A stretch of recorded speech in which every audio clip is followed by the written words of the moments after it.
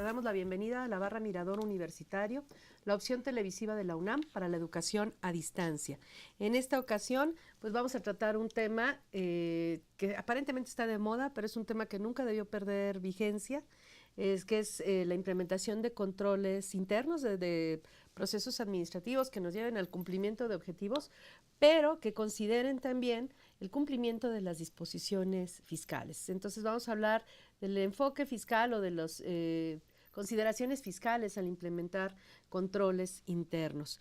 Y para tratar tal tema, pues qué mejor que la compañía, el gusto de estar aquí en la mesa con nuestros compañeros, maestros de la Facultad de Contaduría y expertos en estos temas. El maestro Julio Ortiz Guerrero, ya te estoy cambiando el nombre. No me bautices a estas alturas. Especialista fiscal Julio Ortiz Guerrero, bienvenido Julio. Gracias, Tere. ¿Verdad? ¿Qué se siente? Bueno, él es contador público certificado por la Escuela Superior de Comercio y Administración del Instituto Politécnico Nacional, especialista por nuestra facultad, catedrático de la misma en la División de Estudios de Posgrado en el área fiscal y además ejerce su profesión en forma independiente, particularmente en la parte de auditoría, ¿no? Y asesoría fiscal, entre otras cosas, ¿no? Pues nuevamente gracias. A ti, sí. También está con nosotros el especialista fiscal Felipe Alfonso Galindo Guerrero. Nuevamente, gracias por estar con nosotros. Es un gusto estar nuevamente con ustedes. Él es especialista fiscal y licenciado en contaduría, egresado de nuestra facultad, catedrático también en el área fiscal de nuestra facultad y socio del despacho Homero Galindo Ramírez y Asociados. Realmente es un tema en el cual tenemos que retomar, digamos, volver a nuestros inicios y volver a implementar, dado precisamente los cambios recientes que hemos tenido en materia fiscal. Pues, si les parece, entonces iniciamos con el tema, sin mayor preámbulo. Claro que sí. ¿Qué es el control interno para empezar? Bueno, el control interno viene siendo todas las políticas y procedimientos que utilizan las empresas para llegar a sus objetivos, ¿no? Y estos procedimientos se deben, si tienen ciertos requisitos, pues llegas a los objetivos, si no, no, que es la eficacia, la eficiencia, la información adecuada y veraz de la información financiera, o sea, nuestros estados financieros, y obviamente el cumplimiento de los reglamentos y todo lo que regula legalmente y fiscalmente estas empresas, ¿no? Entonces, si cumplimos con esto, pues automáticamente nuestro control interno va a ser correcto y eficaz, ¿no? Y en este caso, ¿quién impone o quién implementa todo este control interno? Tienes dos visiones de ese tema. La primera es obviamente el dueño del negocio. Los dueños del negocio son los primeros que establecen las reglas del juego bajo las cuales el negocio funciona.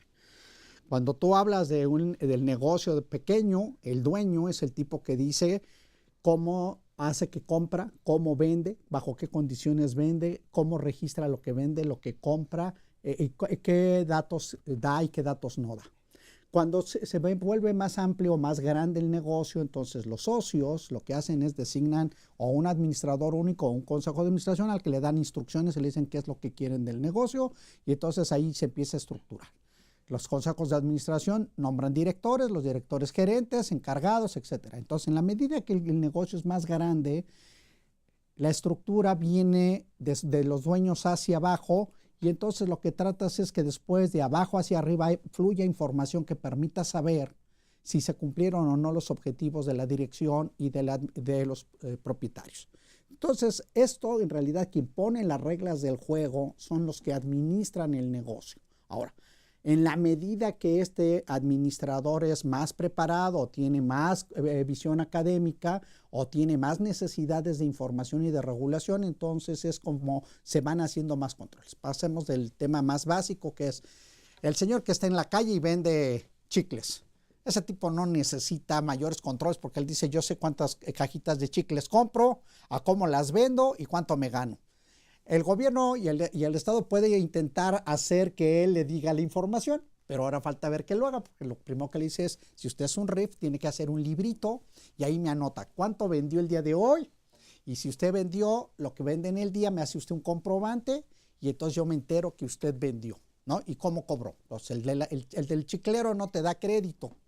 Te da los chicles y luego te extiende la mano, o primero te extiende la mano y luego te da el chicle, alguna de las dos cosas.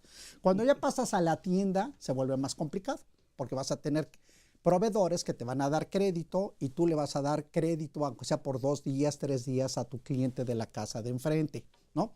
Y entonces eso hace que tus controles empiecen a funcionar más complejos. Y si al rato quieres saber cuántos chicles tienes y cuántas Coca-Colas tienes, pues tienes que hacer un inventario. Y entonces eso se empieza a volver muy complejo. Y ya cuando te llamas una multinacional, pues eso se vuelve verdaderamente muy caótico, ya todo el mundo hace instrucciones y ya todo el mundo tiene una serie de reglas que no necesariamente la gran administración tiene, y por eso se hacen los famosos comités de vigilancia o los comités de auditoría para verificar que lo que se dice en la administración central, los que están abajo, lo cumplen. Se cumpla. Pero entonces, bueno, son todos los procesos administrativos que vamos implementando desde el negocio más pequeño hasta el negocio más grande para cumplir los objetivos y para salvaguardar todos los activos de la empresa. Pero, ¿cómo podemos saber cuáles son las mejores prácticas administrativas? ¿Hay algún librito, algo que nos enseñe en este sentido? ¿O cómo Realmente no hay un estándar de controles internos. Cada empresa debe de tener, de acuerdo a sus intereses, de acuerdo a su giro, de acuerdo a qué se dedica, debe de tener un control interno especial para ellos. Por ejemplo, las empresas que compran y venden, que son comercializadoras, pues quizá su mayor interés sea la entrega inmediata, rápida y que no retrasen esa entrega, ¿no? Porque los clientes son muy exigentes. Entonces ellos le pondrán mayor interés al control interno de esas entregas, ¿no? De las ventas. Habrá otras empresas que presten servicio, y en la prestación del servicio profesional, por ejemplo, lo importante es precisamente las personas, entonces que estén capacitados su personal para que puedan prestar el servicio que se requiere. Entonces el control interno debe de ir enfocado a la capacitación de estas personas para que den un buen servicio. Entonces, dependiendo, cada empresa se va haciendo su control interno de acuerdo a sus necesidades y sus objetivos de cada empresa. Pues eso es complicado, ¿no? Porque, digo, precisamente uno de los problemas, creo yo, de la pequeña y mediana empresa mexicana es que precisamente carece de de las mejores prácticas administrativas, ¿no? Los mejores procesos administrativos, y nadie te enseña cómo, ¿no? Está la persona que a lo mejor es muy creativa y dice, no, pues yo inventé esto y lo voy a fabricar y lo voy a vender, pero ¿quién le enseña a administrar su negocio, a establecer este tipo de controles para ver cuánto tiene que comprar, cuánto tiene en el almacén, que el producto se venda, que le llegue al cliente, que no haya sustracción de productos? O sea, todo eso que evita precisamente que le roben la cobranza, en fin, miles de cosas, ¿no? Que dónde están los activos, ¿no? Que partimos de dos datos, volvemos al planteamiento. Tu estructura parte de dos cuestiones básicas para hacer controles. Uno es la salvaguarda de los activos, y el activo más importante es el dinero.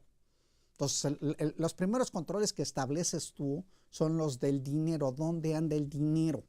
¿De acuerdo? O sea, lo primero que haces es, el dinero se recibe en la caja, y entonces el señor más básico, en cuanto empieza a ver que hay mucho dinero en la caja, dice que irlo a depositar al banco.